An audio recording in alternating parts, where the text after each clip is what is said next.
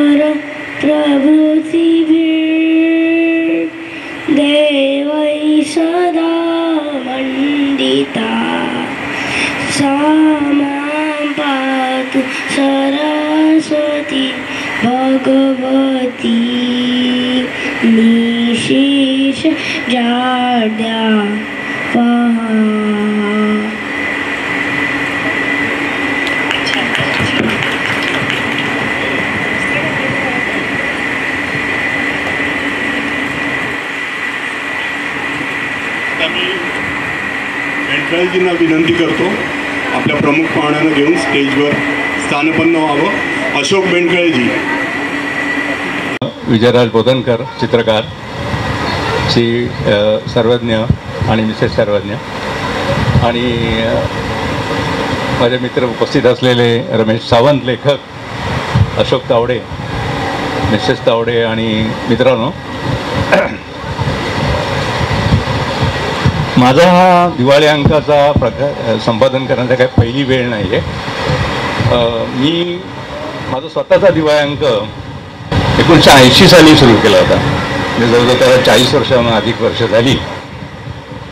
आणि आमचं मुंबई मराठी साहित्य संघाचं जिथं मी काम करतो तिथं आमचा साहित्य नावाचा एक अंक आहे. त्याचंसुद्धा गेली काही वर्ष मी संपादन केलं, 7 वर्ष. सध्या नाही आहे करत, पण बऱ्यापैकी संपादनाचा माझा अनुभव आहे.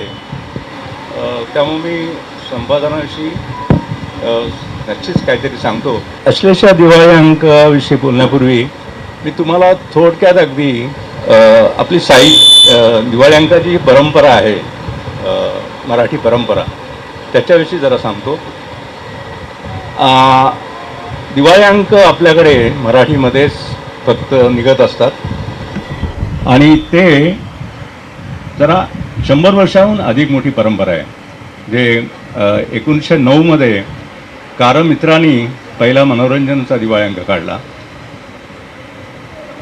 कारमित्र हे बंगाली नाही आहेत, त्यांचं नाव आजगावकर, काशीनाथ रघुनाथ आजगावकर, आणि त्यांनी मनोरंजन नावाचा एक त्यांचं मासिक होतं, त्याचा दिवाळी अंक त्यांनी पहिल्यांदा काढला. तर अशी एक मोठी परंपरा आपल्या मराठी दिवाळी अंकांना आहे, हे मला मुद्दाम सांगायचं आहे. आणि दुसरं म्हणजे आपल्याकडे माझ्या माहितीप्रमाणे तरी 350हून अधिक दिवाळी अंक दरवर्षी निघत असतात. असा कुठल्याही भाषेमध्ये असं दिवाळी अंक एवढ्या मोठ्या प्रमाणात निघत नाहीत. फक्त माझ्या माहितीप्रमाणे बंगालमध्ये त्यांची जी देवी पूजा असते, सरस्वती पूजा असते, त्यावेळेला काही अंक निघतात, पण एवढे अंक आपल्या एवढे अंक निघत नाहीत, सातत्यानं निघत नाहीत. तर ही एक मोठी परंपरा मराठी दिवाळी अंकांना आहे. जशी मराठी नाटकांची आपल्याला परंपरा आहे, मराठी संगीताची परंपरा आहे,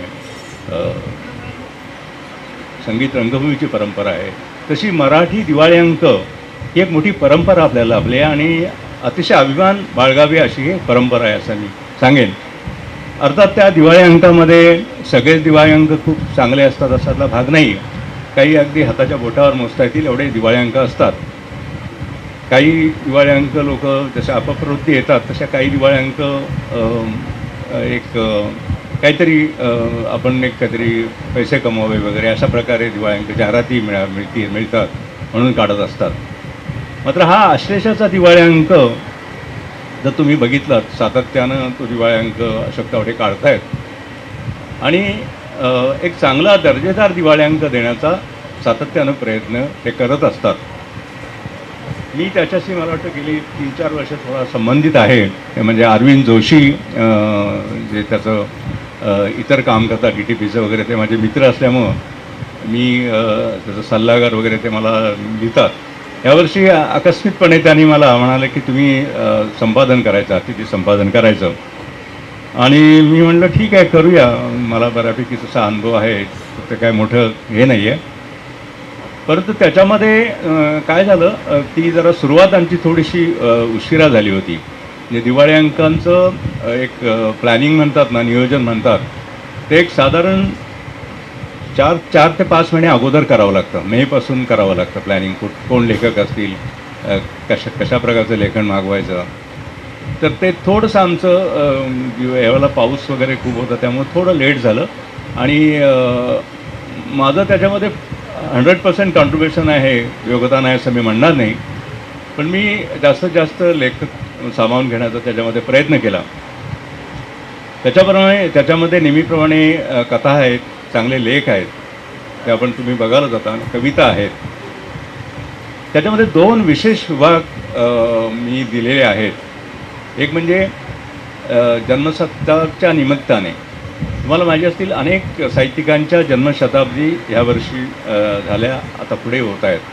त्याच्यामध्ये G.A. कुलकर्णींची जन्मशताब्दी, वसंत आपटांची जन्मशताब्दी झाली, तर त्यांच्यावर लेख आहेत. नंतर शांता शेख यांची जन्मशताब्दी संपली, त्यांच्यावर लेख आहे. आणि चौथा आहे महाराष्ट्र शाहीर साबळे, त्यांची जन्मशताब्दी सध्या चालू आहे, तर त्यांच्यावर एक चांगला लेख आहे. असे 4 लेख, वाचनीय लेख ह्या दिवाळी अंकात तुम्हाला वाचायला मिळतील. आणि दुसरा एक विभाग मी केला म्हणजे एक मुलाखत, 2 मुलाखती आहेत. तुम्हाला किशोर कदम अभिनेता माहिती आहे, तो चांगला अभिनेता आहे, राष्ट्रीय पारितोषिक त्याला गेल्या वर्षी 2 मिळाली. तर त्यानिमित्तानं आमच्या पार्ल्यामधील छाया पिंगे यांनी ती जी मुलाखत त्यांची घेतली होती पार्ल्या कट्ट्यावर, तर ती मुलाखत तिने आणखी दीर्घ केली आणि ती मुलाखत अतिशय चांगल्या प्रकारे त्याच्यामध्ये आपल्याला वाचायला मिळेल. आणि दुसरी मुलाखत आहे ती सावनी शेंडे गायिका, ही अतिशय शास्त्रीय गायिका, तरुण अशी गायिका आहे आणि खूप चांगलं प्रगल्भ विचार तिने त्या मुलाखतीत मांडले आहेत. ती मुलाखत चित्रा वाघ, पार्ल्यामधलीच आमची एक लेखिका आहे, तिने ती मुलाखत अतिशय चांगल्या प्रकारे घेतली आणि ती मुलाखत मला वाटतं आपण जरूर वाचावी. जे काही वेगळ्या प्रकारचा विचार आपल्याला त्याच्यामधून मिळेल. तसेच माझे मित्र इथं आता जे बसले विजयराज बोधनकर यांनी पाश्चात्य चित्रकारांवर एक चांगला लेख त्याच्यामध्ये लिहिला आहे. त्यांचा खूप दांडगा अभ्यास आहे चित्रकाराचा. आपल्या कदाचित आपल्या ठाण्यातलेच आहेत, ते खूप चांगलं लेखन ते करत असतात. चित्र तर काढतातच, पण लेखन पण असं चांगल्या प्रकारे लेखन करतात. आणखी अनेक वर्षाची मैत्री आहे. माझ्यासमोर ते रमेश सावंत भेटले, त्यांनीसुद्धा एक लेख दिवाळी अंकांच्या संबंधित त्यांना जो अनुभव आला त्याच्यावर दिला आहे. असे चांगले लेख आहेत त्याच्यामध्ये खूप, आणि ते आपण जरूर वाचावे. त्याचं मुखपृष्ठ जे दरवर्षीप्रमाणे जे त्यांचे चित्रकार करतात त्याने अतिशय चांगल्या प्रकारे ते चित्र रेखाटलेलं आहे आणि एक अतिशय चांगला वाचनीय. काय होतं, आपल्याकडे जे दिवाळी अंक निघतात, सगळे दिवाळी अंक वाचण्यायोग्य असतातच असं मी म्हणणार नाही. काही लोक व्यावसायिक दृष्ट्याने अंक काढत असतात, नुसती जाहिराती आहेत म्हणून अंक काढतात. पण हा अंक जो आहे तो एक समन्वय दाखला आहे त्यांनी, म्हणजे साहित्य, चांगलं साहित्य आणि त्याच्यामध्ये इतर भाग, जाहिराती आहेत किंवा काही वाचनीय असा मजकूर आहे आणि दर्जेदार साहित्य, असं दोन्ही देण्याचा प्रयत्न आम्ही यावर्षी केलेला आहे. तर तो प्रयत्न आपल्याला कसा वाटतो ते आपण नक्की आपण अंक वाचल्यानंतर आम्हाला कळवा. आपल्या काही सूचना असतील त्याही जर कळवल्यात. त्याच्यामध्ये काही अनुवादित कथा आहेत, 2-3. महाश्वेता देवींची एक अनुवादित कथा आहे. मला वाटतं साधन मंटोची कथा आहे, किरणी लेणी केलेली. तिसरी कथा चंद्रकांत भोजांची आहे मला वाटतं, अनुवादित कथा चांगल्या आहेत. काही कादंबरीतला भाग आहे, जो आमचा एक मित्र अविनाश कोले यांनी त्यांच्या एक येणाऱ्या कादंबरीतला भाग दिला आहे. असं अतिशय वाचनीय असं एक साहित्य देण्याचा आम्ही प्रयत्न केलेला आहे. अर्थात अशोक तावडे साहेबांचं जर मार्गदर्शक प्रोत्साहन नसतं तर कदाचित एवढ्या लवकर आणि कारण ते केवळ अनेक दिवाळी अंक तुम्हाला मी सांगितलं नुसते जाहिरातीसाठी वाट बघत असतात. तर ते म्हणाले मी जाहिरातीसाठी कधी वाट बघत नाही, मी माझ्या ठरलेल्या काही जाहिराती आहेत ते मी टाकतो आणि त्याप्रमाणे त्यांनी ते वेळेवर तो अंक काढला. व्यावसायिक दृष्टिकोन कुठलाही न ठेवता चांगलं साहित्य वाचकांना द्यावं ह्या हेतूने ते काढतात. त्याबद्दल मी त्यांचं मनपूर्वक आभार मानतो. आणि दुसरं म्हणजे आजच्या समारंभाला जे प्रमुख पाहुणे आलेले आहेत, डॉक्टर अविनाश सुपे, हे तुम्हाला सगळ्यांना तर माहितीच आहे, अतिशय प्रसिद्ध व्यक्तिमत्व. आणि मला भेटल्यानंतर तावडेसाहेब म्हणाले की माझे ते मी ओळखतो आमचे वर्गमित्र, म्हणलं सर ते जर आले समारंभाला तर खूप चांगलं होईल. आणि त्याप्रमाणे आम्ही त्यांना विनंती केली. माझी मागे 2-3 वेळा भेट झालेली आहे त्यांची. श्रीकांत मनुष्य यांच्या 1-2 कार्यक्रमामध्ये आम्ही भेटलो होतो. अतिशय नम्र लाघवी असं ते व्यक्तिमत्व आहे आणि ते ह्या समारंभाला आमच्या विनंतीला मान देऊन आले. त्याबद्दल मी त्यांचा अतिशय आभारी आहे. आणि मला वाटतं आपल्याकडून या दिवाळी अंकाविषयी ज्या प्रतिक्रिया आहेत त्या जर कळल्या तर मला अतिशय आनंद होईल. मला थोडंसं लांबलेलं हे माझं मनोगत मी इथं संपवतो. धन्यवाद. बेनखळेजी, आपले अजून एक लेखक मित्र जे चांगले मुखपृष्ठकार पण आहेत, बोधनकर मोठं नाव आहे मराठीमधलं, आणि अशोक बेनखळेंचे मित्र आहेत ते. आणि बोधनकर आज अशोक बेनखळेंच्या विनंतीला मान देऊन इथे उपस्थित आहेत. बोधनकर चांगलं बोलतातही, तर त्यांचेच मित्र अशोक बेनखळे यांनी एक जे काही साहित्य निर्मिती, इथं त्यांची कित्येक वर्षाची कला आहे, यावेळी त्यांनी अश्लेषा दिवाळीसाठी वापरली आहे. तर बोधनकर, आपण 2 शब्द बोलावे अशी आपणास नम्र विनंती आहे. नमस्कार.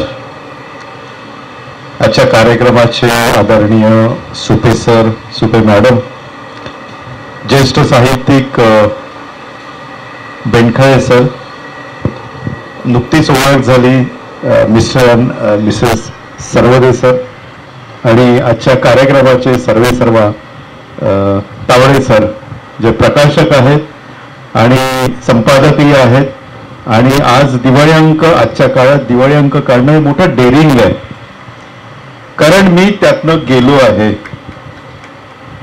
मी 2004 साली रे मना नावाचा दिवाळी अंक काढला. 2004 त्याला एकूण 13 पुरस्कार मिळाली.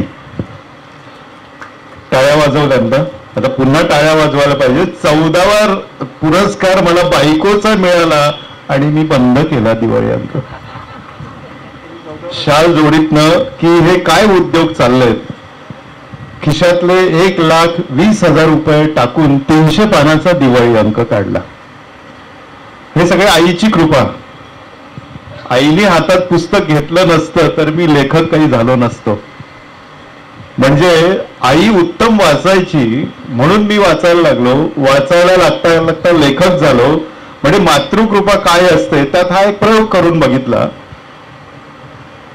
पण बेनखळे सर जसं म्हणाले की दिवाळी अंक एक तारेवरची कसरत असते, तर त्या 2 महिन्यात मला अक्षरशः व्यवसायावर तुळशीपत्र ठेवून ते सगळं करावं लागायचं. मला कौतुक वाटतं आपलं संपादक महाशयांचं.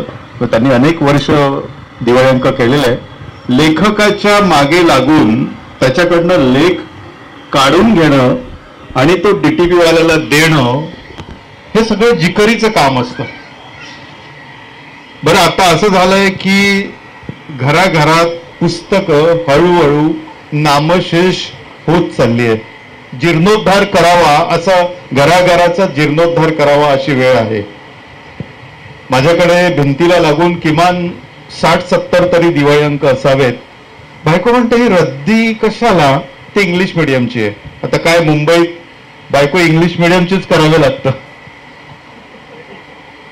म्हणजे विनोद नाही, खरं आहे. गावावर आलेली लोक म्हणतात कसं तुझं कसं निभणार इकडे. तर तिला असं वाटतं की हे रद्दीत द्यावं. मी तिला सांगितलं की दिवाळी अंक माणसाला काय देतं, देऊ शकतंय. मला अजूनही आठवतं 20 वर्षापूर्वी चंद्रकांत मधली कथा आजही माझ्या समोर आहे. 20 वर्षानंतरची. जणू काही तो आईवरचा एक लेख होता आणि मोठ्या कल्पकतेने आईचं मातृत्व ममत्व काय आहे हे सांगणारा तो लेख होता. आईचा मृत्यू होतो, तो अनेक वर्ष घर सोडून जातो आणि त्याला स्वप्न पडतात की बाळा मला वाचव, बाळा मला वाचव. आणि त्याच्या अंगावर अक्षरशः तो झोपेतून दचकून जागा होतो आणि बायकोला सांगतो की, आणि थोडंसं काही सासू सुनेसोबत वाजलेलं असतं, मुलांनी घर सोडलेलं असतं आणि बायको म्हणते जाऊ दे, त्या आईच्या मागे कशाला लागतोस.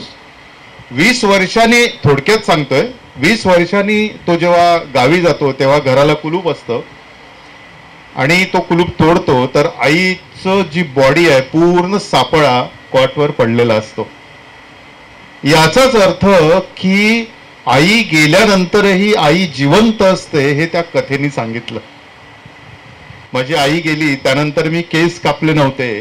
त्या कथेचा परिणाम की आई मी आईच्या डोळ्यातून बघतो, आई माझ्या रक्तातून वाहते, आईने दिलेले सगळे संस्कार आहे माझ्या 2 भावांनी कापले केस, मी नाही कापले, माझी आई माझ्या सोबत राहते. हा विचार दिवाळी अंक देऊ शकतो. तर तेव्हापासून माझा विश्वास बसला की नवोदित लेखक जास्त प्राणपणाने लिहितात, तडफेने लिहितात आणि त्यांचं वाचन आपण केलं पाहिजे. संतोष वर्धावे म्हणून आपलं नवीन लेखक आहे, मी अक्षरशः प्रेमात पडलो. मी लेखक आहे पण एक चित्रकार दुसऱ्या चित्रकारावर थोडस तिरक्या नजरेने बघतो.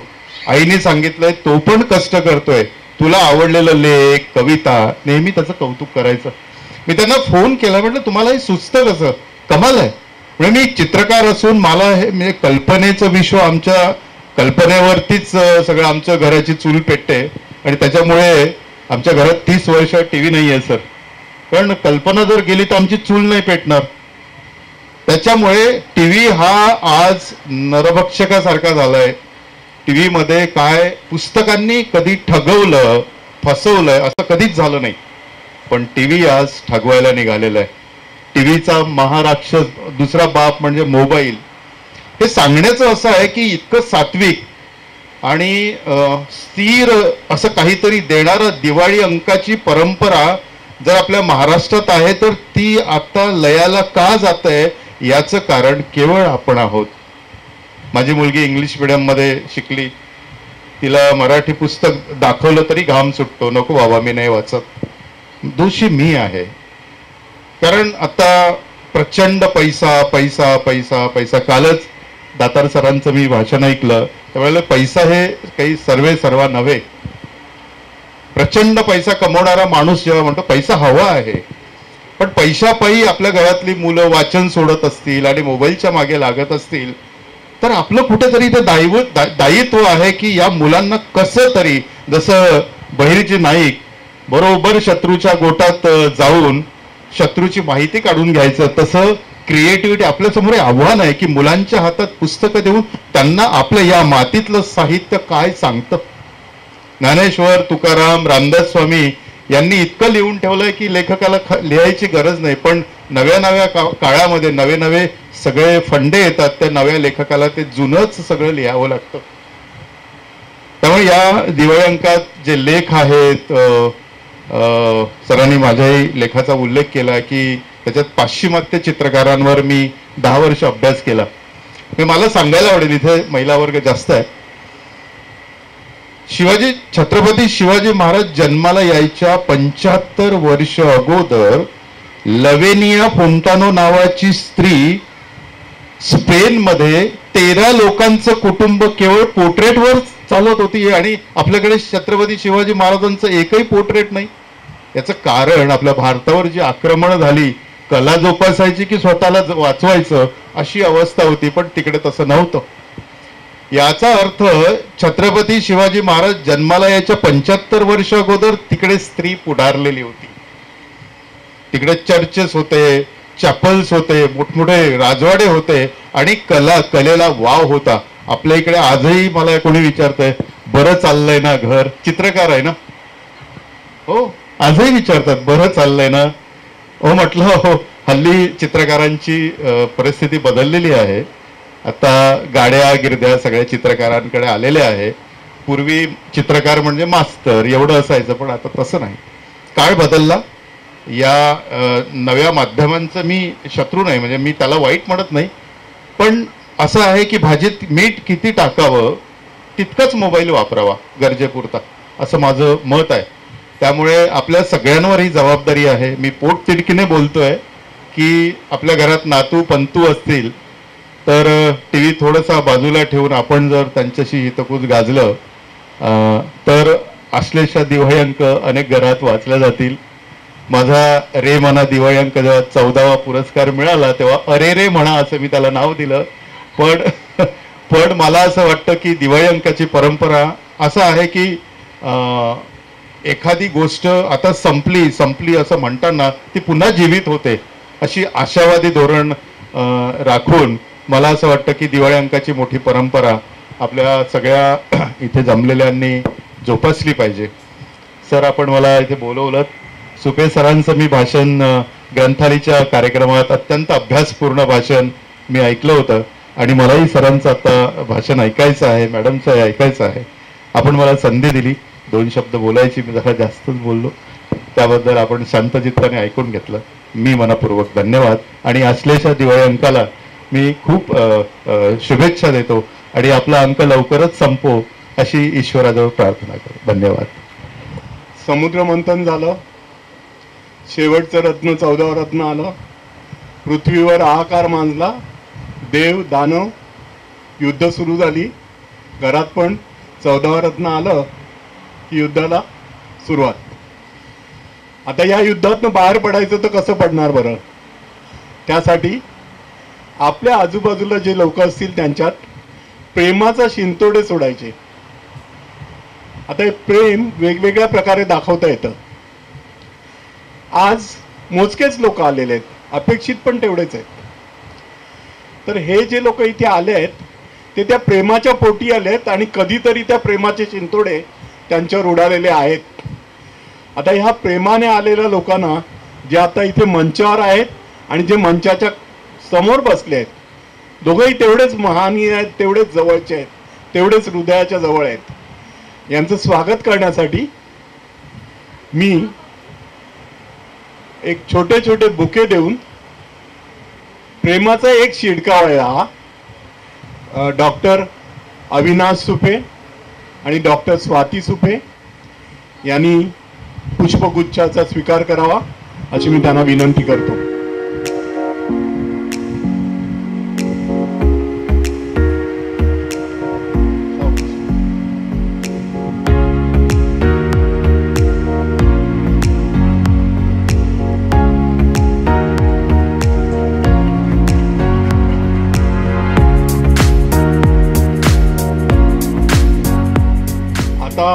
डॉक्टर स्वाती सुपे आणि डॉक्टर अविनाश सुपे यांच्याबद्दल मी वेगळं बोलेन. सत्कार संपल्यावर आमचे अतिथी संपादक श्री अशोक बेंडखळे आणि श्रीयुत बोधनकर यांचाही पुष्पगुच्छ देऊन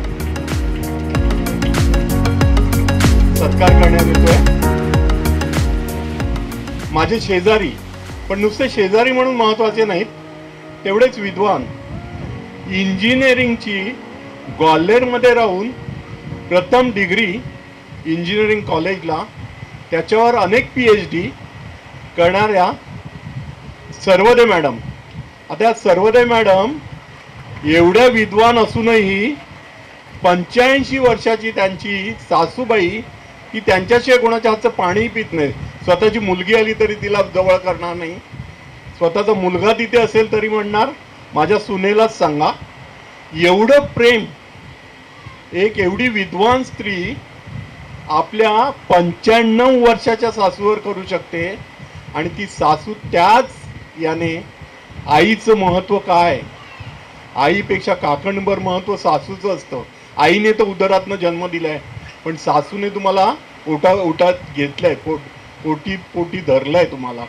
तर त्यांचं एवढं करणाऱ्या या स्त्री आणि त्यांचे सुविद्य पती सर्वदे सर, प्रभाकर सर्वदे सर,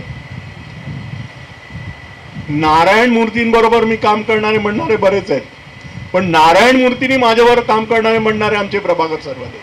तर मी अश्लेषाला आणि ते आदित्यना त्यांना आता शेवटचा गुच्छ अशोक तावडे सर.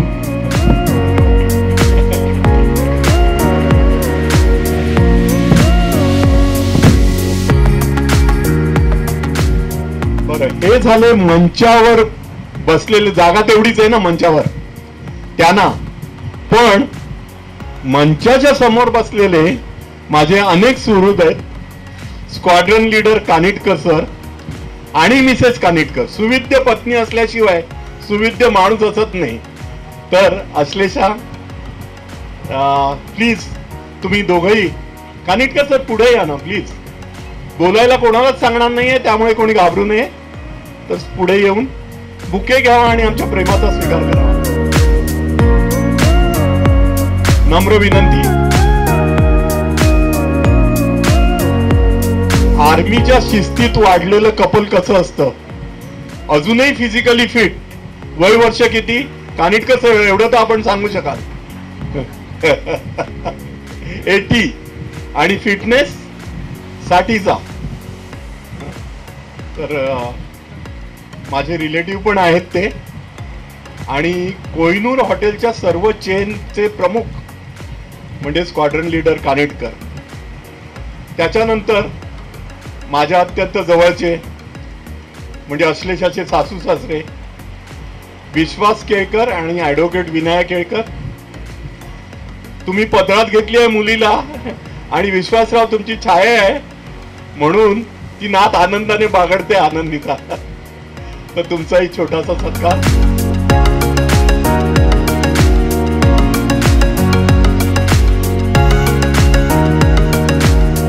माझे एक जवळचे मित्र, मी कधीही फोन केला की मी येतो म्हणणार आहे, श्रीयुत ठाकूर, रवी ठाकूर आणि त्यांच्या सुविद्य पत्नी. वय वर्ष तसंच. आता या व्यक्तीविषयी एक गोष्ट मी सांगत नाही, अत्यंत दुर्धर आजाराला सहजपणे कसं टक्कर देता येईल आणि जग कसं फिरता येईल, मी त्यांना म्हणतो प्रवासी ठाकूर. आज बेल्जियम मध्ये, उद्या स्पेन मध्ये. आमची ओळख, आम्ही एकत्र बिझनेस पण केलाय. आमचं शर्ट कंपनी होती. त्या दोघांनी आपल्या सत्काराचा स्वीकार करावा आणि आम्हाला धन्य करावा. दुसरं महत्वाचं आहे, याला फायनान्शियल अँगल पण आहे. त्यांची एक जाहिरात नेहमी असते अश्लेषामध्ये, पण ते महत्वाचं नाही आहे. यानंतर माझ्या बायकोच्या 2 मैत्रिणी आलेल्या आहेत. त्या दोघींनाही विनंती करते, माझ्या बायकोला बोलावते, इथे बोलावतो. त्या खूप प्रेमाने आलेल्या आहेत. एक गोरेगावनं आले आहेत, त्यांचं बँक ऑफ इंडिया मधले आहेत. आणि रुपाली नेरुरकर आणि अनिता कुलकर्णी. अनिता कुलकर्णी एकदा आपल्या बरोबर आपल्या इथे पण आल्या होत्या ना शेतावर.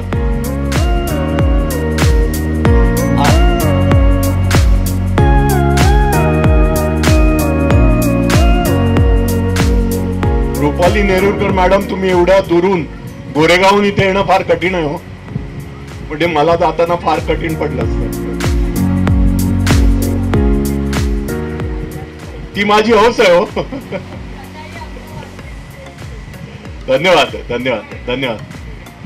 नाही पण तुमचं माझ्या बायकोवरचं प्रेम जास्त महत्वाचं आहे. शेवटी अंकुर प्रेमाचा.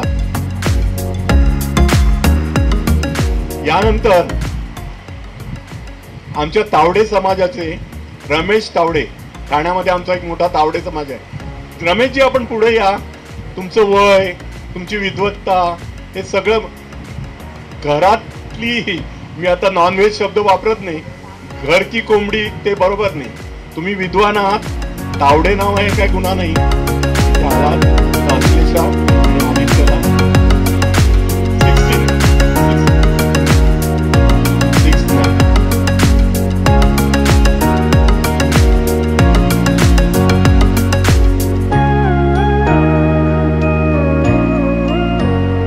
इथे अजून आमचे एक लेखक महाशय आलेत.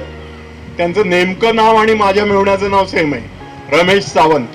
रमेश सावंत, आपण समोर येऊन एक पुष्पगुच्छ घेऊन आमचं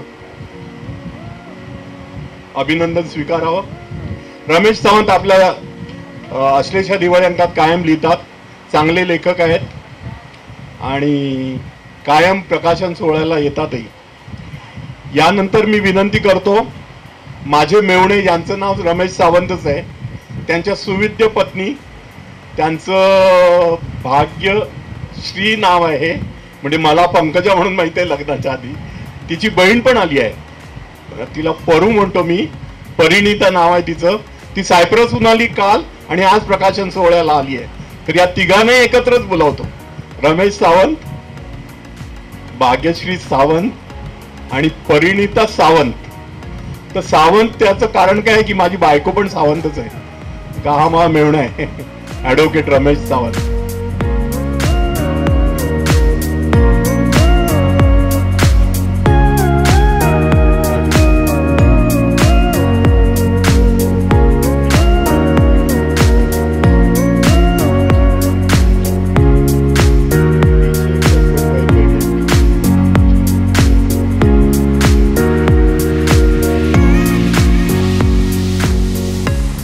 माझ्या प्रत्येक कार्यक्रमात माझ्या प्रत्येक उद्योगात जी एक व्यक्ती अश्लेषाच्या जन्माच्या आधीपासूनही कायम मला सांभाळण्यासाठी, सपोर्ट करण्यासाठी कायम उभी असते आणि काहीच अपेक्षा नाही, विवेक सावंत आणि त्यांचे भाऊ दिलीप सावंत. विवेक सावंत आपल्या फॅमिली सकट आले आहेत, तर फॅमिली सकटच यावं. कधीच विचारत नाही की अशोक कशासाठी एवढे पैसे पाहिजेत. अरे विवेक, जरा 10 लाख रुपये पाठवणं गरज आहे. विचारलं नाही कधी का 10 लाख रुपये. अरे एका बिल्डिंग मध्ये एक जागेचं सेटलमेंट करायचंय. आला बॅग घेऊन, तेव्हा बॅग घेऊन यायला लागायचं. हल्लीसारखं ट्रान्सफर नव्हतं.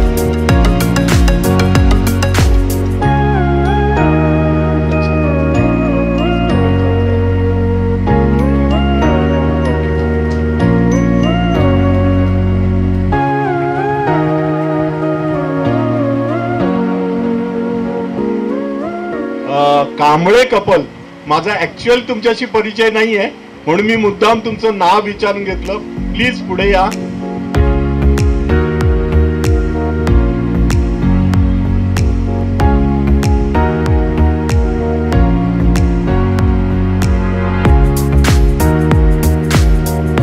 आणि मला नेहमी सहाय्य करणारे माझे 2 सहाय्यक आहेत.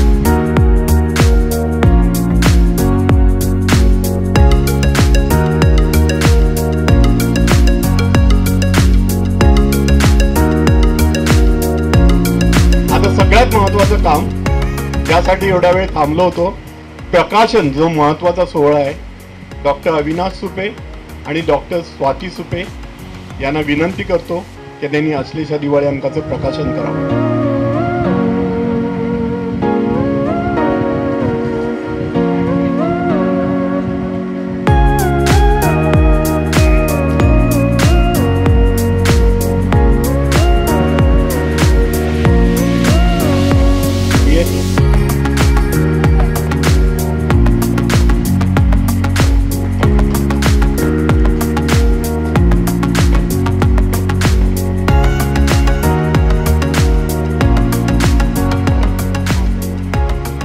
वैशिष्ट्य असं पण आहे जे मी सांगणार नव्हतो पण सांगतोच.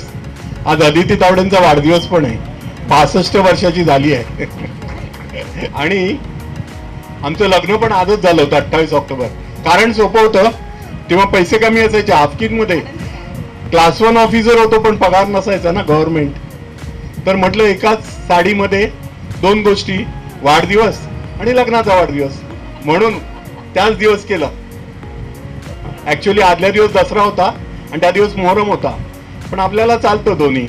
अश्लेषा दिवाळी अंक प्रकाशित झाला असं जाहीर करतो आणि माझे सुविद्य मित्र डॉक्टर अविनाश सुपे यांच्याबद्दल 2 शब्द प्रास्ताविक करतो.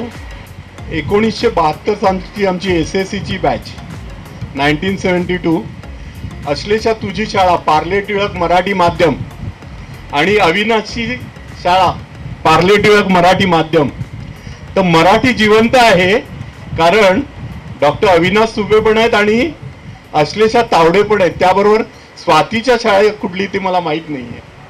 ते मराठी माध्यमच असणार कारण आपल्या वेळी सगळे मराठी माध्यम. तर मराठी माध्यमाने उत्कृष्ट लोक या भारताला दिले आहेत, रत्न दिली आहेत, रत्न. हळूहळू इंग्रजीचा प्रभाव का वाढला, लोकांना इंग्रजी शिकावं असं का वाटायला लागलं, कालाय तस्मै नमा, आपण काही बोलू शकत नाही. ते डॉक्टर अविनाश सुपे हा एवढा साधा माणूस आहे, नाव खूप मोठं, KEMचे डीन, BMCच्या सर्व हॉस्पिटलचे डायरेक्टर. पण अशी काही माणसं असतात जी आयुष्यात पैशासाठी कुठलंही काम करत नाही. त्यात माझे मित्र आहेत डॉक्टर अविनाश सुपे. ज्या इन्स्टिट्यूटमधनं MBBS झाला KEM, त्याच इन्स्टिट्यूटचं डीन होणं, त्याच ऑर्गनायझेशनमध्ये डायरेक्टर होणं, याच्यासारखं भाग्य काय, याच्यासारखी विद्वत्ता काय. जगामध्ये 65 मेडिकल एज्युकेशन देणारे जे टीचर्स आहेत त्यातले एक माझे मित्र, फार मोठी व्यक्ती आहे, डॉक्टर अविनाश सुपे. अत्यंत उत्कृष्ट फोटोग्राफी, ट्रॅकिंग त्यांचा आत्माच आहे मला वाटतं.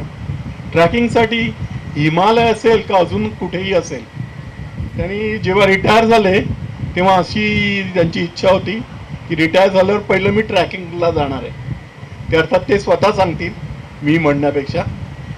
आणि त्यांची सुविद्य पत्नी, त्यांच्याच वर्गातली KEMची तेव्हाची आणि आताची डॉक्टर स्वाती सुपे, KEM मध्ये असताना स्वाती सुपे झाली होती, त्यामुळे मी त्याच्या आधीचं म्हणत नाही.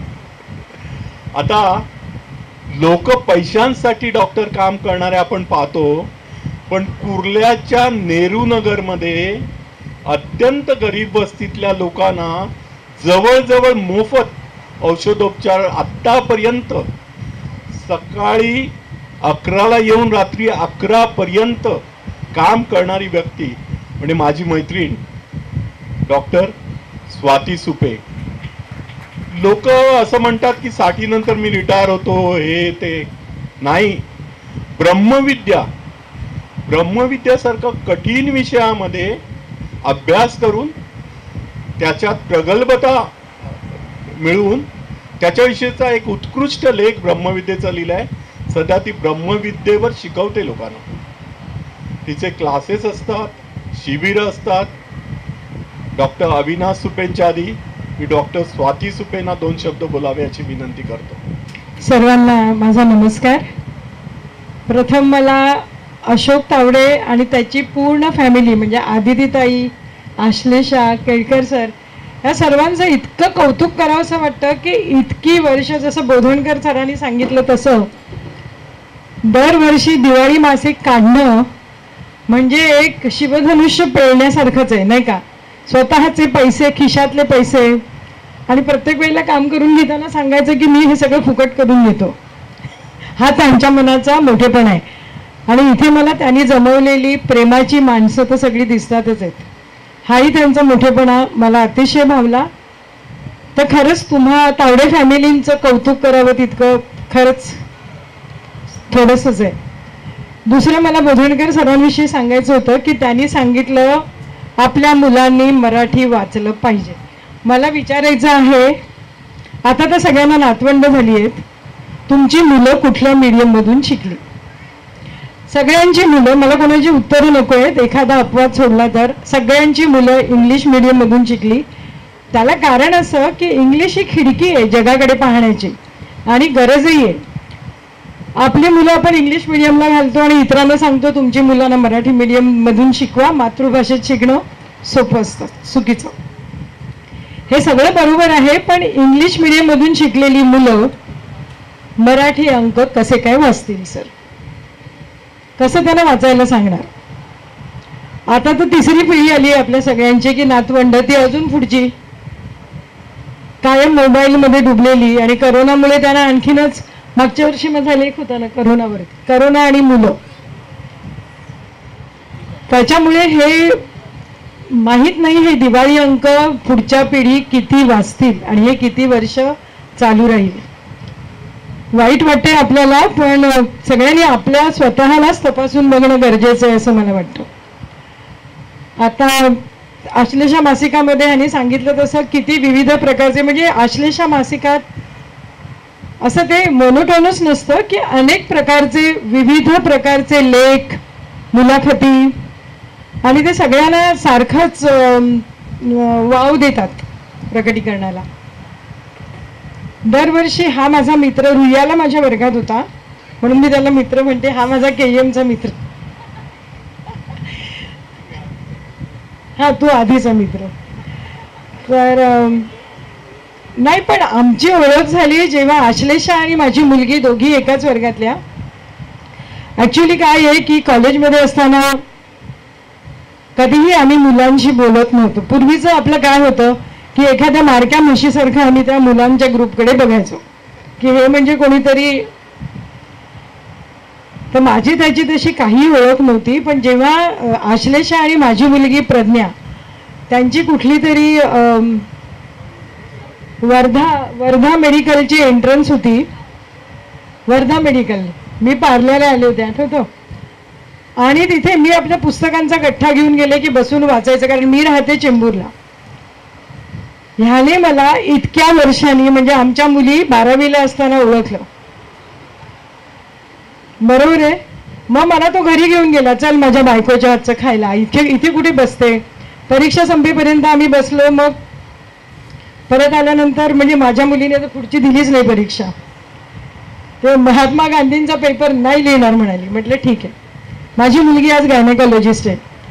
ह्याला जसं अशोक तुला वाटतं की आश्लेष हा त्याच्या मुलीच्या नावाने मासिक तू काढतो, पण तुला एक सांगू, ब्रह्मविद्या माझ्या मुलीच्या नावाने कित्येक वर्ष प्रज्ञा नावाने मासिक काढते. काहीही न करता माझ्या मुलीच्या नावाने मासिक छापलं जातं आमचं.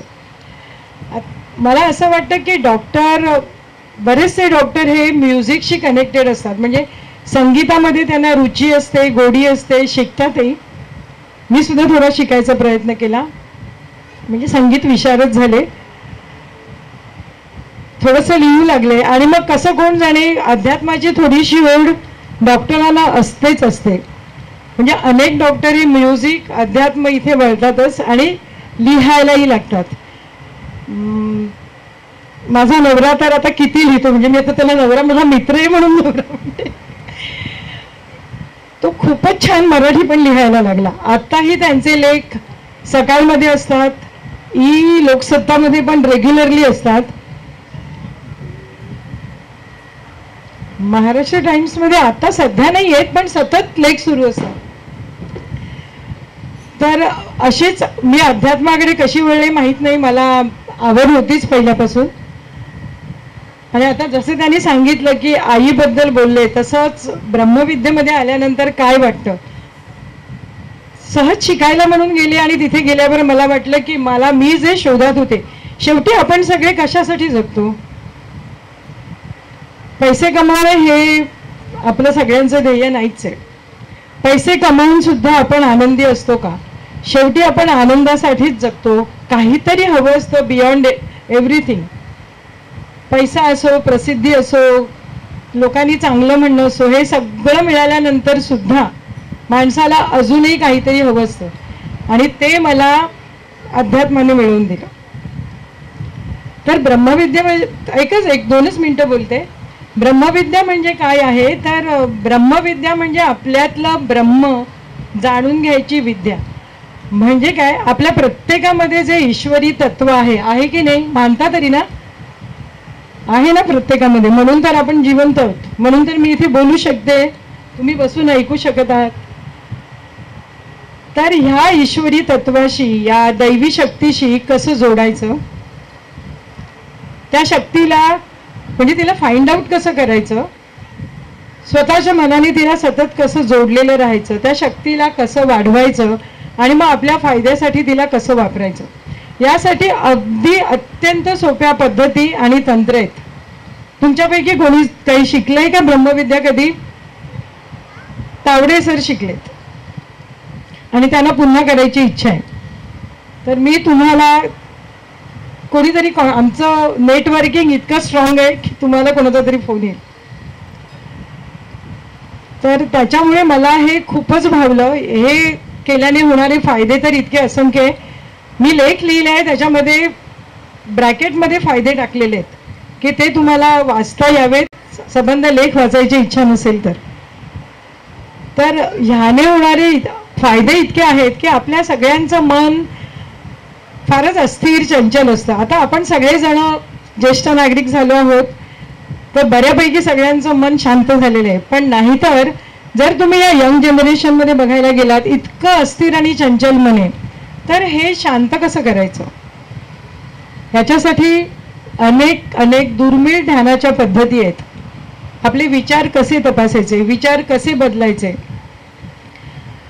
आणि आपलं मन सकारात्मक विचारांनी कसं भरून जाऊ शकतं, याचे सगळे अनुभव ही ब्रह्मविद्या देते. आणि दुसरं म्हणजे आपलं श्वसन, आपलं आरोग्य हे आपल्या श्वसनावरती अवलंबून आहे. आपण जो एक श्वास घेतो त्याच्यावर आपलं अख्खं शरीर चालतं, बरोबर. मग जर आपण आपलं श्वसन अपूर्ण घेत असू, आणि आपण अपूर्णच घेतो, फुफ्फुसांच्या क्षमतेच्या 10 ते 20% आपण आनंदिताबद्दल बोलत नाहीये मी. आपण मोठी माणसं इतक्याच क्षमतेने आपली फुफ्फुसं वापरत असतो. तर ब्रह्मविद्येमध्ये जे श्वसन प्रकार शिकवले जातात, दीर्घ श्वसनाच्याही पलीकडे जाऊन शिकवले जाणारं श्वसन आणि त्याच्यावर आधारित प्राणायाम आणि काही श्वसन प्रकार आहेत, ते तुमच्या प्राणशक्तीच्या म्हणजे लाईफ फोर्सच्या लेवलला ॲक्ट होतात. तर मला वाटतं तुम्ही माझा लेख वाचा. तुम्हाला जाणून घ्यायचं असलं असं वाटलं तर तुमच्या आजूबाजूला सगळीकडे ब्रह्मविद्येचे वर्ग चालतात. बस मला वाटतं एवढं बोलून मी आपली रजा घेते. हे कसं झालं माहिती आहे का, एक गोष्ट मी लहानपणी ऐकलेली होती की नांगरलेल्या शेतामधून तुम्हाला चालायला सांगितलं तर तुम्ही कसे चालाल. तशी ही परिस्थिती झाली. सगळे बघते इथे जोरात अगदी बोललेले आहे आणि त्याच्यामध्ये तुम्ही अचानक मला म्हणताय तुम्ही पण बोला. आणि एक मला ह्याच्यावरून एक लहानपणचा किस्सा आठवतो आहे. किस्सा म्हणण्यापेक्षा माझे वडील शाळेचे हेडमास्टर होते त्यावेळेला आणि त्यांची एक हॅबिट होती. मी मॅट्रिकला होतो, म्हणजे असंही नाही की मी फार लहान होतो. ते म्हणजे दर आठवड्याला किंवा महिन्याला एक ट्रिप घेऊन जायचे मुलांची आणि तिथे ते सांगायचे की प्रत्येकानं काहीतरी किस्सा सांगायचा, गोष्ट सांगायची, गाणं गायचं, काहीतरी प्रत्येकानं केलं पाहिजे. समोर फक्त तुमचे वर्गमित्र बसलेले आहेत. पण आणि यू वोंट बिलीव्ह त्यावेळी I could not speak even a word when I was asked to stand up and say something. आता हे झाल्यानंतर वडील थोडे म्हणजे डिस्टर्ब झाले की आपलाच मुलगा आहे, मॅट्रिकला आला आहे आणि अजून एक शब्द बोलू शकत नाही. तर ते म्हणाले ठीक आहे, तू वर्तमानपत्र वाचून दाखव. पण मला सांगायला एवढं की I could not read even the one word from the newspaper also. ही परिस्थिती म्हणजे माझ्या जे काय म्हणतात ना डायसवरून बोलायची आहे. पण त्यानंतर जेव्हा मी इंजिनिअरिंगला फायनल इयरला होतो तेव्हा आम्हाला प्रोजेक्ट म्हणजे तोपर्यंत मी त्याच्यानंतर कधी संबंध नाही आला बोलायचा. तर त्याच्यानंतर त्यांनी तिथे आम्हाला डायसवर बसून प्रेझेंटेशन द्यायला लागायचं आमच्या. एक मिनिट सर, कानपूर IIT मधनं त्यांनी आपलं इंजिनिअरिंग केलेलं आहे. माझं पोस्ट ग्रॅज्युएशन कानपूर IITचं. पण परिस्थिती अशी होती तेव्हा आमचं प्रोजेक्टचं स्वतः काम केलेलं आहे, त्याच्यावर 6 महिने जाऊन प्रेझेंट करायचं आहे. आणि मी आधी जाऊन सगळे डायग्राम वगैरे तिथं बोर्डवर काढून ठेवले. तरी पण जेव्हा मी स्टेपअप झालो म्हणजे डायसवर म्हणजे चढलो, यू वोंट बिलीव्ह माझे हातपाय थरथर कापत होते. ही परिस्थिती आहे. पण एकदा मी त्या बोर्डकडे वळून जेव्हा चालू केलं का बोलायला, त्याच्यानंतर I got so much confident that the professor was saying what happen to you initially, you are done such a wonderful job. पण बोलायचं म्हणलं साहेब तुम्ही मला विचारूच नका की बोलायचं ते सुद्धा पब्लिकमध्ये, that was not my what is called the pie. तर तसं आता तावडे साहेबांनी सर मला कित्येक वर्षानंतर म्हणून उठून उभं राहा आणि बोला, आणि ते सुद्धा मराठीमध्ये. कारण मराठी बोलायची सवय जवळजवळ संपलेली आहे. कारण इंजिनिअरिंगचं शिक्षण सगळं इंग्रजीचं आणि जसं यांनी सांगितल्यासारखं पुढच्या मुलांचं एज्युकेशनसुद्धा इंग्रजीमध्ये. त्याच्यामुळं हे आवश्यक आहे की आपण आपल्या मायबोलीमध्ये किंवा मातृभाषेमध्ये कुठेतरी वेळ घालवून वाचन केलं पाहिजे. आणि आजकाल म्हणजे after retirement I started reading lot of Marathi books. काही तावडे साहेबांकडूनच आलेली आहेत, काही म्हणजे विकत घेतलेली. आणि सगळ्यात मोठं कॉन्ट्रीब्युशन आहे माझ्या आईचं. ती आजही ॲट द एज ऑफ 95 5 ते 6 तास तिचं वाचन चालू असतं. आणि आम्हाला लाज वाटते की आपण काय करतोय तिच्या पुढे. आणि पण तिची eyesight, fortunately eyesight is too good. Okay, बाकी मला विशेष काही बोलायचं नाही, जास्त नाही. सर, आपण एवढे अमूल्य शब्द सांगितले आहेत ना, विशेष बोलणं म्हणजे लांब बोलणं नाही. गर्दी असणं म्हणजे समारंभ चांगला झाला हे नाही. गर्दी आणि दर्दी याच्यात जो फरक असतो, सर आपण बोललात ते दर्दी होतं. गर्दी खेचणारे खूप असतात. ज्या वक्त्यांना काहीच माहीत नसतं ते मोठमोठ्या घोषणा देतात.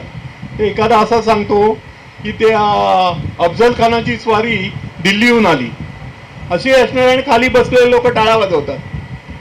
पण गर्दी असते ती, आणि इथे बोलणारा बेदर्दी असतो. आपल्याला दर्दी लोक आणि दर्दी लोकांचीच गर्दी असं आहे.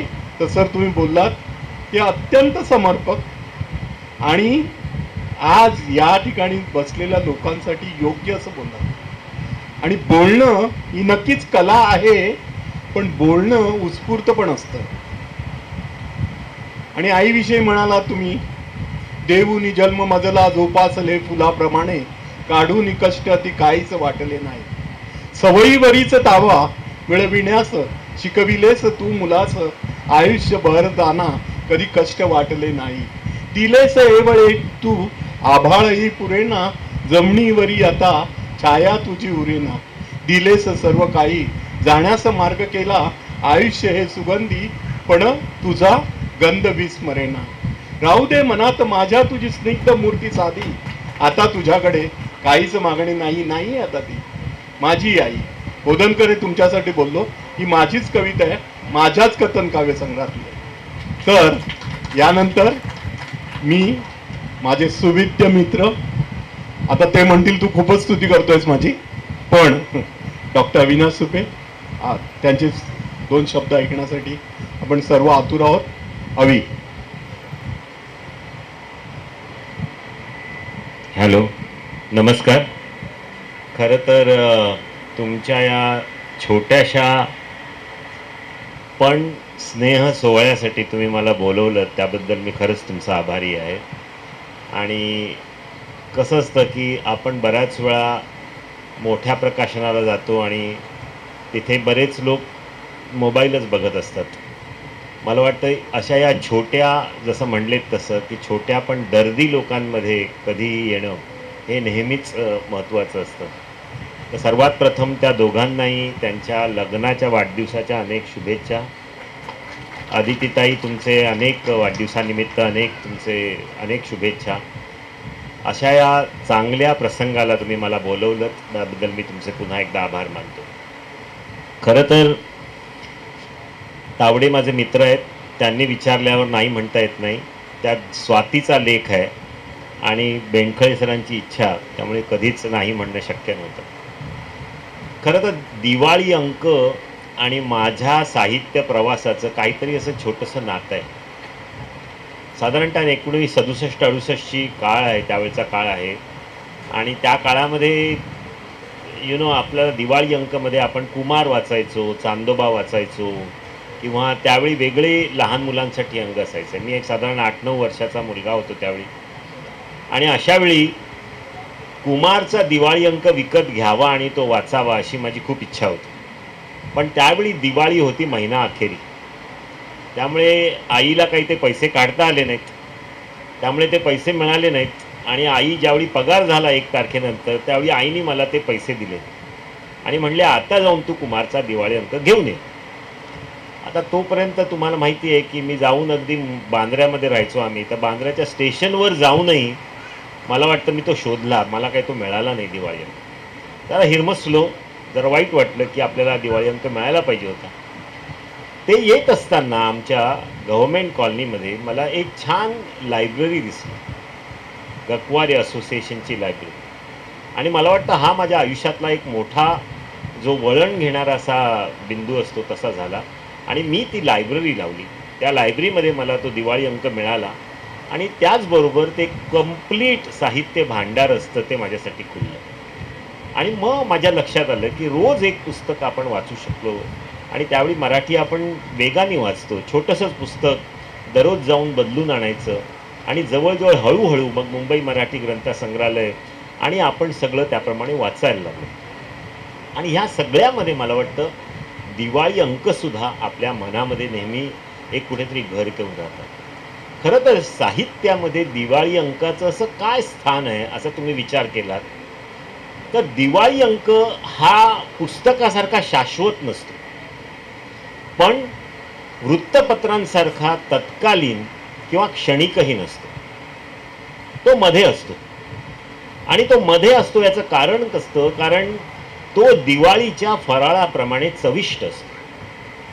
आणि मला वाटतं ते खरं त्याचं महत्त्व आहे, की साधारणतः तुम्ही पाहिलं तर कुठल्याही दिवाळी अंकामध्ये नुसत्या बातम्या नसतात किंवा अत्यंत अशा कठीण कथा किंवा कादंबऱ्याही नसतात. त्यामध्ये जसं दिवाळीच्या फराळाला आपल्या सगळ्यांकडे जसं गोडधोड असतं, तिखट शेव असतात, तसं तिथे कथा असतात, कादंबऱ्या असतात, छोट्याशा लेख असतात, चित्रकावर असतात, साहित्य, कला, संगीत या सगळ्यांवर त्याच्यामध्ये लेख असतात. आणि ते मला आठवत आहे कित्येक वेळा ते जत्रा असो, स्त्री असो, मनोहर असो, इवन त्याची व्यंगचित्र बघायला आपण दिवाळी अंक बघत असतो. आणि मग ज्यावेळी 4 दिवस आपल्याला जे आनंदाचे होते त्या काळामध्ये दिवाळी अंक आपण अत्यंत प्रेमाने वाचत असतो. तर खरं सांगतो म्हणजे आपल्या आयुष्यामध्ये दिवाळी अंकांनी आपली संस्कृती थोडीशी जपून ठेवली आहे, नाही म्हणलं तरी. आणि अजूनही मला वाटतं की 350 दिवाळी अंक करोनाच्या आधी निघत होते. आज किती निघत आहेत कल्पनाही आपल्याला नाही. कदाचित 200-250 निघतील.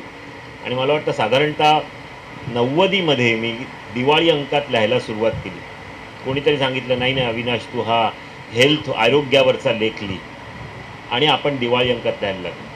मला वाटतं हळूहळू आपली लेखनाची जी कार्यशाळा असते किंवा जी आपली सुरुवात असते ती बऱ्याच वेळा या छोट्या दिवाळी अंक, कालनिर्णय याच्यातून सुरुवात होते. आणि मला वाटतं की आजचा हा आश्लेषाचा दिवाळी अंक मी गेले जवळजवळ 10 वर्ष पाहतो. अत्यंत जसं मी म्हणलं की सर्व त्यामध्ये कथा, कादंबऱ्या ह्याच्यापेक्षा मला वाटतं नाविन्यपूर्ण लेख पण खूप आहेत. म्हणजे जन्मशताब्दीचे जे लेख आहेत ती खरोखर उत्कृष्ट कल्पना आहे.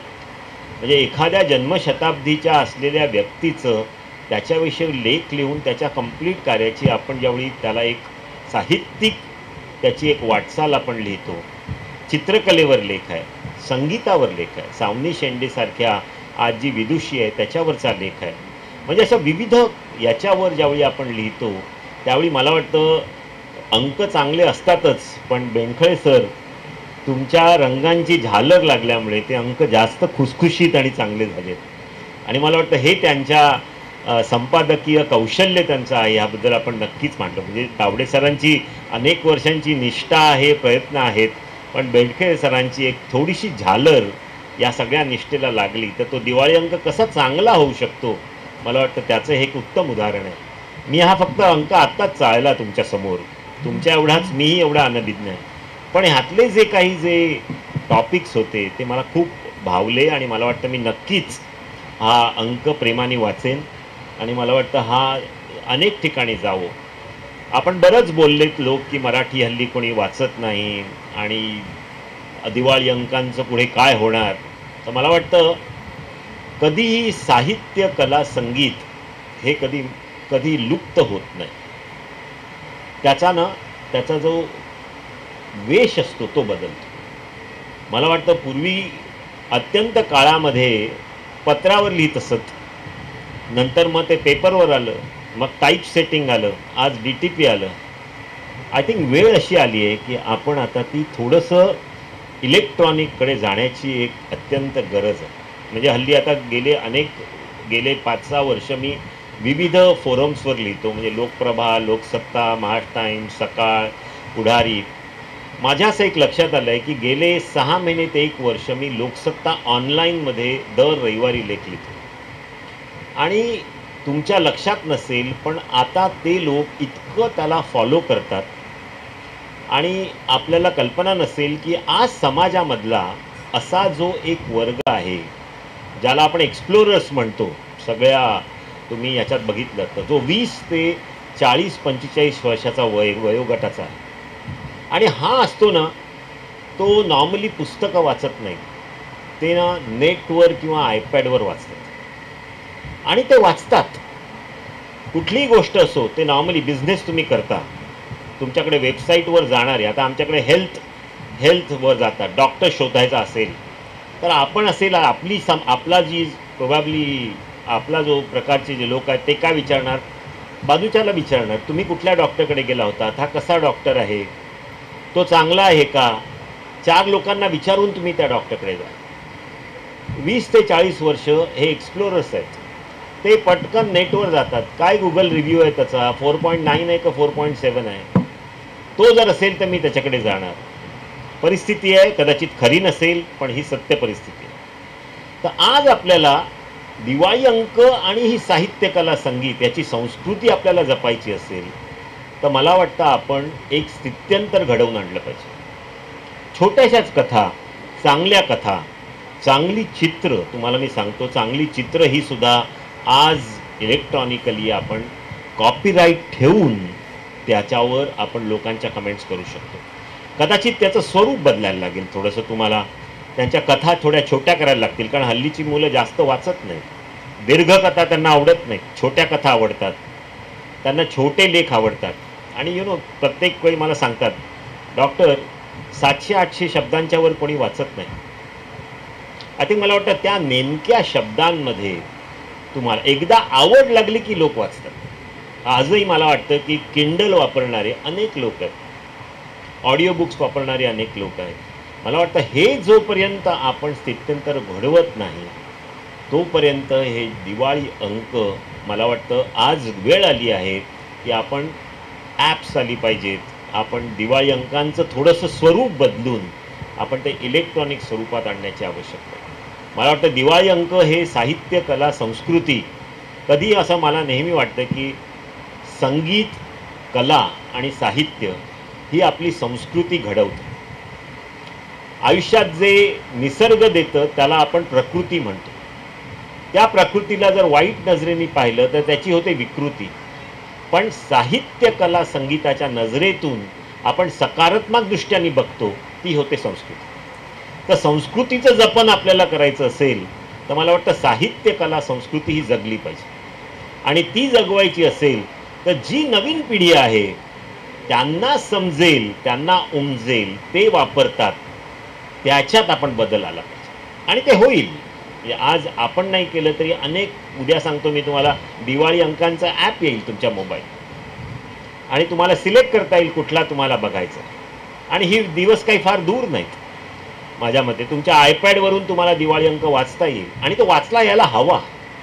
जर तुम्हाला समाजातल्या सर्व स्तरांवर जायचं असेल तर मला वाटतं हा बदल आपण घडवून आणला पाहिजे. कारण काय आहे, संस्कृती जगली पाहिजे, कला जगली पाहिजे, साहित्य जगलं पाहिजे. आणि ही जी आपली पिढी जी आहे मला वाटतं त्या बंधनातून बाहेर पडली पाहिजे. आणि म्हणून हे जे सगळे लेख आहेत ज्याच्यामध्ये अनेक लोकांचं विजडम आहे, म्हणजे ज्याला आपण म्हणतो अक्कल आहे, हे नुसतं ज्ञान नाही. आज काय झालं आहे, ज्ञान सगळ्यांना मिळतं, लोक ज्ञान मिळतं, शहाणपण मिळत नाही.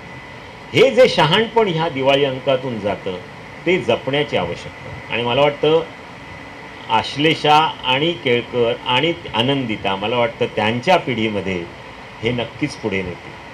आणि मला त्यांची कळकळीची विनंती आहे की ह्याचा तुम्ही विचार करायला पाहिजे. आजही बरीचशी पुस्तकं आपण किंडलवर वाचतो, मी तर बरंच किंडलवरच वाचतो जी काही माझी पुस्तकं असतील तर. आणि मला वाटतं ह्याचासुद्धा आपण एक विचार करून केला तर मला वाटतं ही आपली संस्कृती आपण जपतो. आणि म्हणून हे इतकं सुंदर जे आहे दिवाळी अंक, यातले जे सुंदर विचार आहेत, याच्यामधलं जे शहाणपण आहेत ते दिगंतराला पोचव, ठिकठिकाणी जाऊ. ते केवळ या मर्यादित पुस्तकांमध्ये राहता कामा नाही. आणि जोपर्यंत ते पोचत नाही तोपर्यंत आपल्याला त्या दिवाळी अंकांची, आपण जी म्हणतो ना चविष्ट दिवाळी अंकांची जी आपण नेहमी परंपरा आपण आनंदित आलो आहोत, मला वाटतं ती आपण चोखायला पाहिजे, त्याचा आपण स्वाद घेतला पाहिजे. आणि हा स्वाद मला वाटतं या आश्लेषा मला यावर्षी तर नक्की देईल, पुढच्या वर्षी कदाचित तो आयपॅडवर देईल. So thank you so much. पुन्हा एकदा तुम्हाला खूप खूप धन्यवाद आणि मला इथं बोलवल्याबद्दल धन्यवाद. माझे प्रिय मित्र डॉक्टर अविनाश सुपे, आपले महनीय विचार तर आपण मांडलेच, आपलं व्यक्तिमत्व अविनाशचं पण असं आहे, डॉक्टर सुपेंचं असं आहे, दोघंही तेवढेच विद्वान आणि मुलगी त्यापेक्षा विद्वान. त्यामुळे ते विद्वानांचं त्रिकुटच एका घरात आहे. आता हे सर्व असताना आपण काय देत असतो समाजाला? त्यांनी आता काय दिलं आपल्याला? आनंद दिला, त्याचं विचारधन दिलं. धनाच्या मागे आपण सगळेच लागतो, पण आता वेळ आली आहे विचारधनाच्या मागे लागायची. हे विचारधन माझ्या मित्रांनी आता आपल्याला दिलंय. या विचारधनामध्ये एक आनंद आहे आणि तो आनंद पसरवण्यासाठी, जनसेवा करण्यासाठी आनंदी फाउंडेशन नावाचं फाउंडेशन याच वर्षी निर्माण झालं. त्या फाउंडेशनमध्ये जे ट्रस्टी आहेत त्यांची मी नावं सांगतो, त्यांनी फक्त समोर येऊन नमस्कार करावा. त्या फाउंडेशनचा चीफ ट्रस्टी अर्थात अशोक तावडे समोर आहे, नमस्कार करतोय. हे फाउंडेशन ज्यांच्या खांद्यावर उभं राहून चालणार आहे ते आहेत आदित्य केळकर आणि त्यांची मुलगी आनंदिता केळकर. ही भविष्य आहे. पण प्रत्यक्षात ग्राउंडवर काम कोण करणार आहे? डॉक्टर अश्लेषा तावडे, जे आदिवासी पाड्यांमध्ये गेली 10 वर्ष काम करतायत. त्यांना ते वाढवावे लागतील पाडे. आणि या सगळ्याला बँकिंगचं सहाय्य कोण करेल? अदिती तावडे बँकर होत्या, ज्यांच्या पैशावर मी मजा मारली. यानंतर अश्लेषाला, आदित्यला, आनंदिताला सगळ्यांना आपल्या पदराखाली घेणाऱ्या डॉक्टर ॲडव्होकेट विनया केळकर, सगळे डॉक्टर असल्यामुळे डॉक्टर येतं, ॲडव्होकेट विनया केळकर. आणि लास्ट बट नॉट लिस्ट माझा मेवणा, माझ्या बायकोचा मोठा भाऊ डॉक्टर, परत डॉक्टर आला, ॲडव्होकेट रमेश सावंत. हे या फाउंडेशनचे ट्रस्टी आहेत. हे फाउंडेशन फॉर्म झालंय, ATG मिळालाय. आणि या फाउंडेशनचं अजून एक विश्वस्त म्हणजे विश्वासराव केळकर. विसरून गेलो असतो, पण मला आठवण करणारे खूप जण आहेत तिथे, त्यामुळे विसरू शकत नाही. विश्वास आहे माझा आठवण करणाऱ्यांवर, तर विश्वासराव केळकर. आणि या फाउंडेशनचं उद्घाटन आज वर्धापन दिन आजपासून चालू होणार आहे. 28 ऑक्टोबर असणार आहे. आणि मी डॉक्टर अविनाश सुपे, स्वाती सुपे, आनंदिता आणि आदित्य केळकर यांना त्याचं अनावरण करण्याचं विनंती करतो.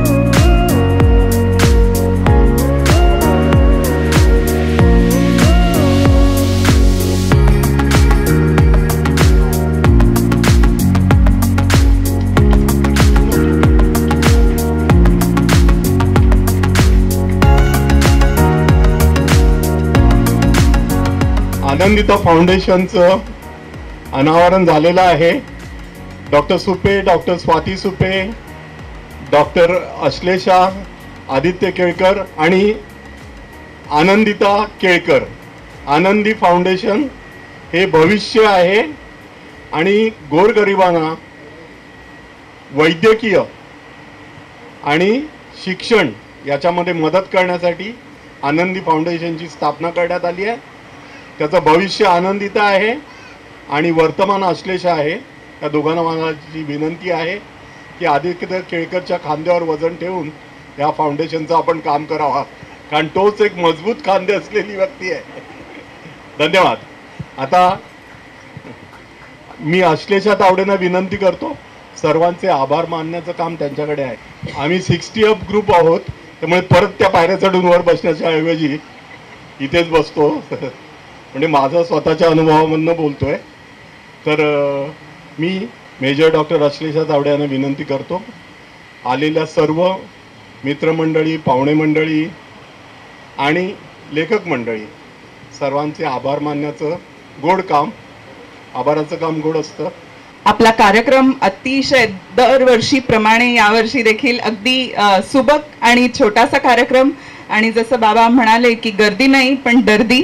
आज दर्दी नाही, इथे माझे मी ज्यांना गुरुस्थानी मानते असे सर आणि मॅडम दोघंही इथे आहेत. पण संस्कृतमध्ये शिक्षकाच्या अर्थाचे अनेक शब्द आपल्याला सापडतात आणि प्रत्येक शब्दाचा वेगवेगळा अर्थ आहे, म्हणजे तो अध्यापक असेल, उपाध्याय असेल, पंडित किंवा गुरु. आज इथे गुरु आहेत माझ्या समोर आणि त्यामुळे सर्वप्रथम मी इथे असलेल्या माझ्या गुरुस्थानी असलेल्या व्यक्तींचं, सुपे सर आणि मॅडम, तसंच सर्वदे मॅडम आणि सर यांचं सर्वप्रथम मी इथून नमस्कार करते. आभार मानण्याचं काम गोड असतं पण ते कठीण असतं. तसंच असं म्हणतात की काहींचे जे ऋण असतात ती तशीच राहू द्यावीत, ती कधीच त्याच्याबद्दल आभार व्यक्त करू नयेत. तर अशा काही व्यक्ती इथे आहेत की ज्यांच्या सतत ऋणात आम्ही राहावं असं वाटतं आणि ते ऋण नसून ते आशीर्वादच आहेत. अशाच व्यक्ती इथे आहेत. माझे मामा इथे आहेत, माझ्या सासरकडचं. नेहमी जेव्हा एखादी मुलगी पुढे जाते आणि काहीतरी करते तेव्हा ती दिसते, पण तिच्या मागे ज्या लोकांनी खूप कष्ट घेतलेले असतात ते हात तिच्या मागे असतात, ते दिसत नाहीत पण ते असतात म्हणून ती समोर उभी असते. आणि मॅडम इथे आहेत. मॅडमना पण माहिती आहे की आज प्रज्ञा म्हणजे डॉक्टर प्रज्ञा सुपे आणि तसंच मॅडमचे जावई देखील, दोघंही अतिशय सुंदर कार्डिओलॉजिस्ट आणि गायनेकोलॉजिस्ट. मला वाटतं it's one of the most म्हणजे असं सेलिब्रिटी डॉक्टर कपल आहेत मुंबईमधले निष्णात. आणि त्याच्या मागे मॅडम, सर, तसंच मला वाटतं अजूनही लोक असतील, पण त्यांचा एक खंबीर सपोर्ट आहे. मी देखील आज इथे आहे किंवा आज जे काही आहे, जसं आश्लेषा दिवाळी आहे त्याच्या मागे अनेक लोकांचा एक खंबीर सपोर्ट, खंबीर सहकार्य आणि सहभाग आहे. सगळेच या ठिकाणी उपस्थित राहू शकत नाही, तर आज जे या ठिकाणी आज उपस्थित नाहीत त्यांच्यापासून सुरुवात करू. तर जे आज उपस्थित नाहीत पण मी त्यांचे आभार मानू इच्छिते. असे आपले जे आश्लेषा दिवाळी करता सतत योगदान देणारे आपले स्पॉन्सर्स, ऑफकोर्स वेगवेगळ्या पद्धतीने, काही जाहिराती असतात, काही प्रिंटिंग असतं, काही सूचना असतात. बाबांचे काही घनिष्ठ मित्र आहेत जे आज या ठिकाणी येऊ शकले नाहीत, त्यांचे सर्वप्रथम आभार. जे आज आपल्यासोबत आहेत, जसं सर आहेत, सरांचं जसं सरांनी सांगितलं की खुसखुशीत आणि खुमासदार अंक तयार होण्यासाठी एक संपादक तर पाहिजेच, पण कार्यकारी संपादक जो आहे तो तसा पाहिजे. तेव्हा तो अंक खुसखुशीत, खुमासदार आणि जो फराळ म्हणतो आपण दिवाळीचा, त्या फराळाची जी लज्जत येते ती त्या कार्यकारी संपादकाच्या कौशल्यातून येते असं वाटतं. सरांच्या बोलण्यामध्ये आपण वेगवेगळे पैलू आले. एक आलं मराठी आणि त्याच्यावर आपण लगेच म्हणजे इथे सोहळा म्हणजे अनावरण सोहळा होता किंवा एखादं चर्चासत्र होतं असं वाटावं, अशी चर्चा सुंदर झाली मराठीच्या बाबतीत. धन्यवाद सर, तुम्ही इथे आहात. आपले जे लेखक मंडळी जी इथे आलेली आहेत, सर दरवेळेस आपल्याकडून एक सुंदर लिखाण येतं. आपले खूप खूप धन्यवाद. या ठिकाणी माझे मामा मंडळी आहेत, तसंच माझ्या सासरकडची मंडळी आहेत, स्क्वॉड लीडर आणि माझे दूरचे म्हणायला पाहिजे पण मामांजीच लागतात आणि मॅडम. प्रत्येक म्हणतात ना जोडप्याच्या मधून एकच असा एक मेसेज पुढे येतो, तो म्हणजे सुविद्य पत्नी सा विद्या या विमुक्त आहे. विद्या ती जी तुम्हाला मुक्त करते, बंधनातून मुक्त करते, तुमच्या विचारांना मुक्त करते. तुम्ही एका thinking out of the box ज्याला म्हणतो ते जी विद्या देते ती विद्या. तर अशा प्रकारची विद्या जिथून आपल्याला मिळते ती केवळ पुस्तकं नाहीत, तर ती तो आपला सहचर असू शकतो, सहचारिणी असू शकते, किंवा असा छोटासा कार्यक्रम एखादा छोटासा अंक आणि त्यात जसं सर म्हणाले की त्याच्यातली एखादी छोटीशी गोष्ट, पण चंद्रकांतमध्ये आपण अशीच गोष्ट एक्सपेक्ट करू शकतो सर की जिकडे 20 वर्षानंतर तुम्ही जाणार आणि तेव्हा तिथे आई सापडेल. तर नाही, आज पण चंद्रकांतची ती क्वालिटी आहे. आणि येस, आपण अशा प्रकारची जी छोटी छोटे कार्यक्रम आहेत त्यातून जे आपण घेतोय, तर सर्वप्रथम आपण ह्या कार्यक्रमाच्या आयोजनासाठी इथे माझ्या बाबांनी, म्हणजे जे संपादक आहेत, कार्यकारी संपादकांनंतर संपादकच येतात, तर त्यांचे देखील आभार की तुम्ही अशा प्रकारची संधी आणि सातत्याने, हे 13वं वर्ष आहे. 2012 साली मी मराठा पैठणीमध्ये पोस्टेड होते आणि त्या ठिकाणी आपला जो फराळ आहे तो पोहोचू शकायचा नाही. आभार याच्यासाठी की तो फराळ मला त्या ठिकाणी नाही पोहोचणार, पण तो फराळ नाही तर हा साहित्यिक फराळ तिथे पोहोचवण्याकरता बाबांनी तो अंक त्या साली सुरू केला. आणि त्यानंतर एक कोविडचं जे म्हणजे एकदम पीक होतं, तो 1 वर्ष ते सोडल्यास आपण सातत्याने तो अंक दिवाळीच्या ठीक आधी तयार असा हातात गरमागरम असा देत आहात, त्याबद्दल खूप खूप धन्यवाद आणि आभार. या ठिकाणी जसं सर म्हणाले की आता दिवाळी अंकाला जर पुढच्या पिढीपर्यंत पोहोचवायचं असेल, दिवाळी अंकच नाही तर मराठी साहित्याला पुढच्या पिढीपर्यंत पोहोचवायचं असेल, तर त्याने एक स्थित्यंतर किंवा त्याला आपण ट्रान्सफॉर्मेशन ज्याला म्हणू शकतो, आपण ट्रान्सफॉर्मेशन झालं पाहिजे. त्या ट्रान्सफॉर्मेशन करता जे टेक्निकॅलिटीज रिक्वायर्ड आहेत, त्या टेक्निकॅलिटीज दरवेळेस आपल्याला इथे राजू कदम सर आहेत, जे छोट्या छोट्या गोष्टी, म्हणजे माझे बरेचसे व्हिडिओज बाबा सांगतात की हा हे बनवा हे बनवा, पण त्यांना कसं सौंदर्य दृष्टी किंवा टेक्निकल नॉलेज जे काय आहे ते त्यात घालून त्याला एक प्रेझेंटेबल आणि पोहोचवण्याचं काम. आज 1 नूर आदमी तो 10 नूर कपडा आहे. मी जर एक गोष्ट केली तर ती 10 ठिकाणी 100 लोकांपर्यंत आणि 1000 फोन्समध्ये पोहोचली तर तिला महत्त्व आहे. असं जग आहे. तर आज जर माझी कला किंवा माझी विद्या किंवा माझं पुस्तक किंवा माझी अगदी एक कविता मला जर पोहोचवायची असेल, तर सरांचा मेसेज मी खरंच मनावर म्हणजे आम्ही घेतलेला आहे.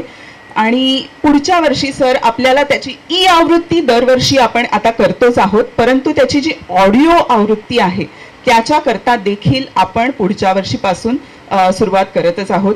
आश्लेषा दिवाळी चे वाचक ओव्हरसीज म्हणजे भारताच्या बाहेर देखील आहेत.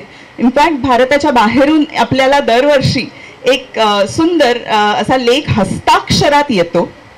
त्यांचं हस्ताक्षर देखील एवढं सुबक आहे की तो लेख जसाच्या तसा छापावा, एवढा सुंदर. आणि मग त्या छापलेल्या अंकाच म्हणजे छापल्यानंतर अंकाची जेव्हा प्रत जाते तेव्हा एक आभाराचं पत्र देखील तेवढ्या सुबक हस्ताक्षरात येतं. म्हणजे ते पत्र फ्रेम करून ठेवलेलं आहे, एवढं सुंदर. तर असं ओव्हरसीज आपला म्हणजे काय म्हणतात त्याला, ओव्हर द सीज असं म्हणलं तर आपला अंक जातो आहे. अशा लेखकांना जे आपल्या मातृभूमीच्या किंवा आपल्या मायबोलीच्या ओढीने लिहितात, बोलतात आणि प्रयत्न करतात, त्यांना देखील खूप खूप आभार. इथे दरवर्षी आपण गडकरी कट्ट्यासारखी सुंदर जागा, तलावपाळी सारखा, म्हणजे आता ठाणे सांस्कृतिक केंद्र झालंय सर, म्हणजे आता झालेलंच आहे. समोर ते तलाव, या बाजूला एकदम म्हणजे असं बहरलेलं नाट्यगृह, सुंदर जेवण. गडकरी कट्टा जो आहे त्यांचे खूप खूप मनापासून आभार. ही सगळी व्यवस्था, हे सुंदर स्टेज, वातावरण आणि दिवे, ह्यामुळे जो दिवाळीचा एक आपल्याला असं फ्लेवर येतोय त्याच्याकरता खूप आभार. आणि सर्व छोट्या छोट्या गोष्टी सांभाळण्यासाठी आपले जे म्युझिक, तसंच आपले दोघंही वासू तसंच राजू भाई ह्यांचे देखील खूप आभार. माझ्याकडून अजून कोणाचे आभार जर मानायचे राहिले असतील, चूक भूल द्यावी घ्यावी. 3री घंटा आलेली आहे, आपण गडकरीमध्येच बसलो. तिसऱ्या घंटेचं सगळ्यांना महत्त्व आहेच. तिसरी घंटा म्हणजे जेवायची वेळ आहे. त्यामुळे मी आता सर्वांचे मनापासून पुन्हा एकदा आभार मानते. आज डॉक्टर्स इथे आहेत त्यामुळे मला म्हणजे काय म्हणतात त्याला, आणि आपलं आनंदी फाउंडेशनचं अनावरण देखील झालंय, आपलं उद्घाटन झालंय. त्यामुळे एक छोटंसं सुभाषित फक्त सांगते आणि आपण नंतर राष्ट्रगीत घेऊ. न तु अहम कामये राज्यम न दुःखम न अपुनर्भवम कामये दुःखतप्तानां प्राणिनां अर्तिनाशनम. अगदी सोपं आहे. आपण सगळेच इथे बसलेले आहात, जाणकार आहात, सगळ्यांना अर्थ सांगायची गरज नाही. आनंदी फाउंडेशन जे आहे त्याचं कॉज, त्याचं ध्येय हेल्थ आणि एज्युकेशन, स्वास्थ्य आणि शिक्षण हे दोनच आहेत. खरं तर हे दोनच एकाच नाण्याच्या दोन बाजू आहेत किंवा एका रथाचे दोन चाकं आहेत असं म्हटलं पाहिजे. आनंदिता आणि तिच्यासोबत तिचे अजून भाऊ बहीण छोटे छोटे इकडे बागडतायत. मला असं वाटतं की त्यांच्यासाठी कदाचित तिचं लक्ष नाही आहे, त्या सगळ्यांचं लक्ष नाही आहे, पण कुठेतरी त्यांच्या मनावर हा जो छोटासा संस्कार होतोय की इकडे दिवाळी अंकाचं अनावरण म्हणजे प्रकाशन झालं किंवा एखादं फाउंडेशन जे तिच्या नावाचं आहे किंवा छोटी तिची बहीण आहे ती बघतीये की माझ्या ताईच्या नावाचं एक काहीतरी आहे. हे छोटंसं जे पॉझिटिव्ह रिइन्फोर्समेंट आहे त्यातून पुढे एक एक पाऊल करत काहीतरी मोठं आणि काहीतरी चांगलं घडेल ही आशा. मी सगळ्यांचे पुन्हा एकदा आभार मानते इथे आल्याबद्दल, इथे थांबल्याबद्दल आणि हा कार्यक्रम खूप सुंदर आणि रंगतदार केल्याबद्दल. धन्यवाद. जय हिंद.